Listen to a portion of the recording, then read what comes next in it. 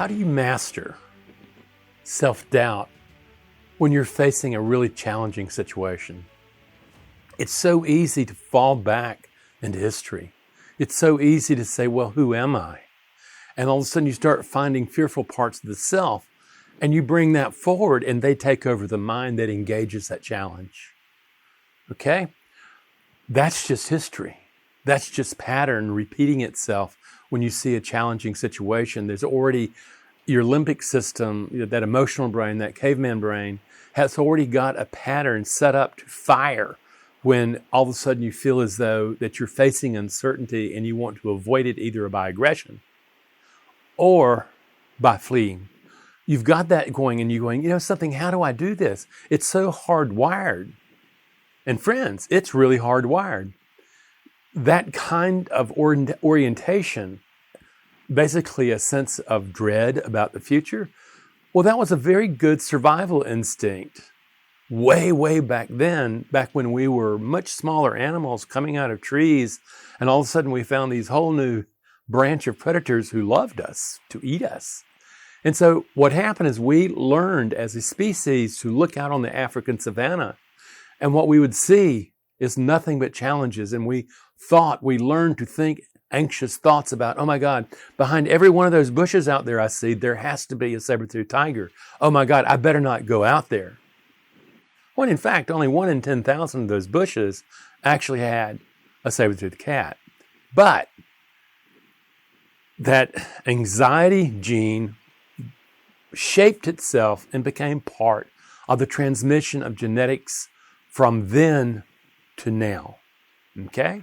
And we often find that when we're approaching challenging situations, it's so easy to fall into self-doubt. It's so easy to think of all the reasons that it could go wrong. It's so easy to say, something, if I don't do anything, nothing bad's going to happen.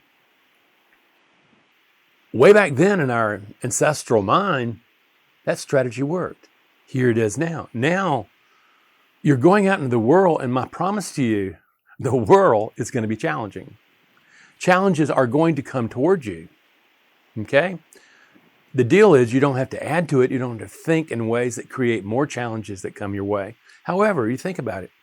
How did you learn that? We've got history, but also understand we are all born into a very broken world. That's just the human condition.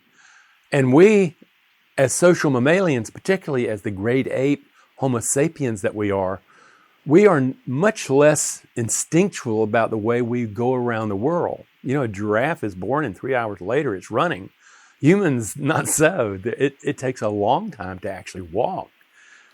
And you start realizing, oh my God, we are remarkably unset up when we're born. We're a wide open book. And we do something called live wiring. We start live wiring ourselves to survive in that environment. And if you're really lucky, you grew up in a good enough, okay enough family where the only problem you're going to have is scarcity thinking. A lot of us grow up in much more tragic circumstances, a lot of challenges. And we take those lessons learned, we wire them, and they become automatic responses to the world around you. In my own case, I grew up in a profoundly chaotic, alcoholic family that was also really mentally ill. My mother was bipolar in addition to being alcoholic. And what I learned was that there was chaos everywhere. Over time, I learned that was normal. I learned how to operate in chaotic circumstances. I grew up, what do? I own an advertising agency. And I look around one day, which by the way is very chaotic, and I look around one day and all these crazy people are working for me. And all of a sudden I realize, oh my God, why me? Oh my God, I'm the one that hired them. I'm the ringleader.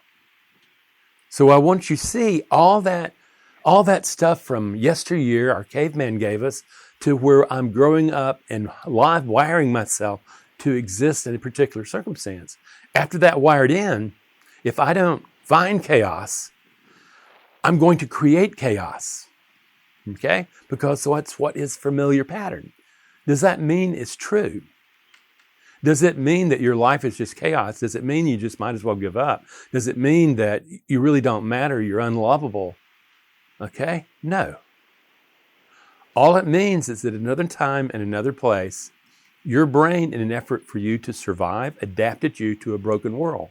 It organized your belief systems about the way you interpret the world around you in such a way that you saw the chaos, or in my case, the chaos. For you, it could be anywhere from avoidance, it could be aggression, okay? You're looking at that, but the thing is, when you hit those challenging moments, hitting the uncertainty with really no idea about what's going to really happen, we want to first just put up the big tough lip. And we discovered that doesn't work either. And over time, we discover that, we can either stay and fall into that pattern, maintain that pattern, or we can look beyond it. For instance, I want you to imagine right now that a dog comes out right in front of you, is bouncing around, it comes out of like a stage area, trots up to you, its tail's wagging, its tongue's hanging out, and he's really happy to see you. And at the same time, you're really close to him, you don't have time for it, you're trying to do this experiment right here, and you don't interact with him, okay? Now, let me ask you something. Did you see the dog? Who saw the dog?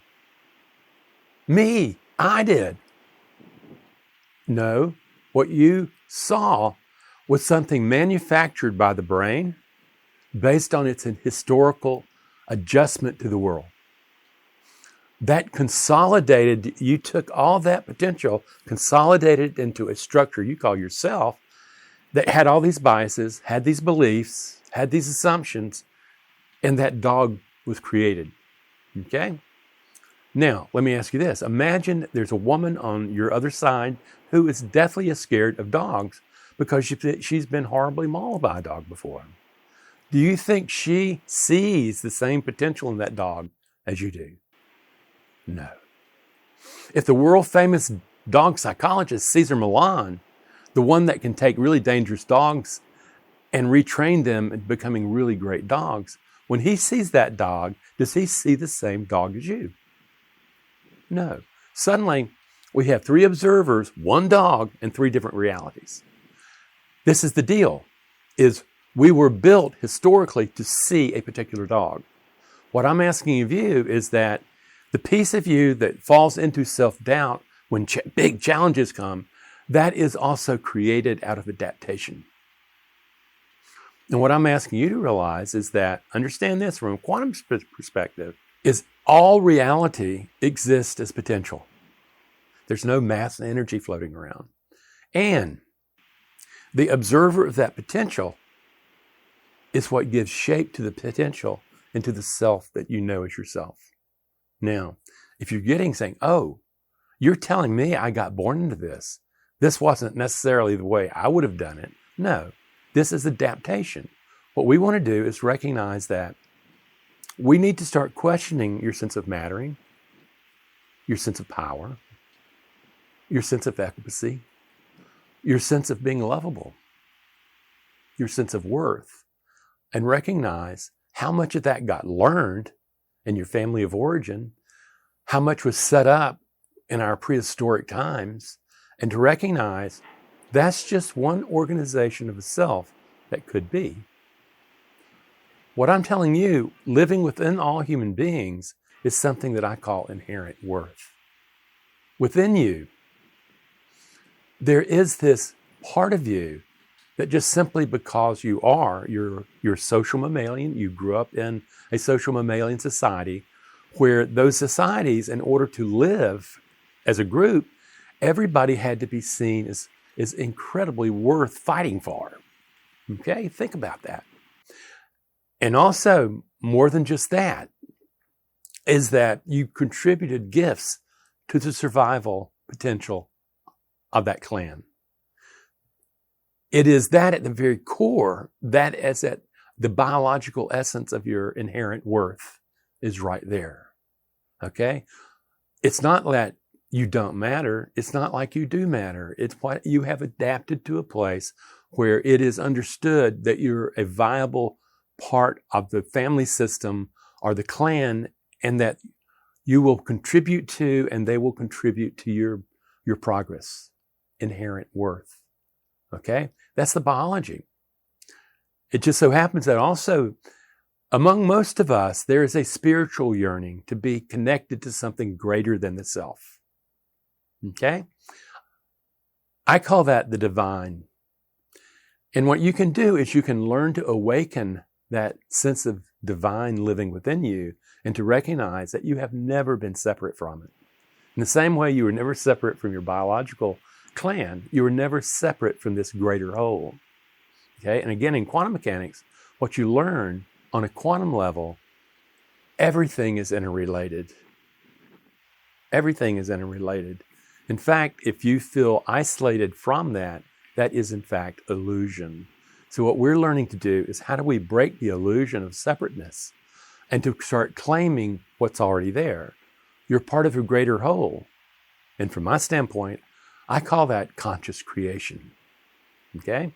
Now, creation for me comes out of the Big Bang, but the point is that you begin to see that I have woken up, I am witness to the creation around me, and to be honest with you, it produces enormous sense of gratitude and awe and wonder that that is what I see as the ground to my being.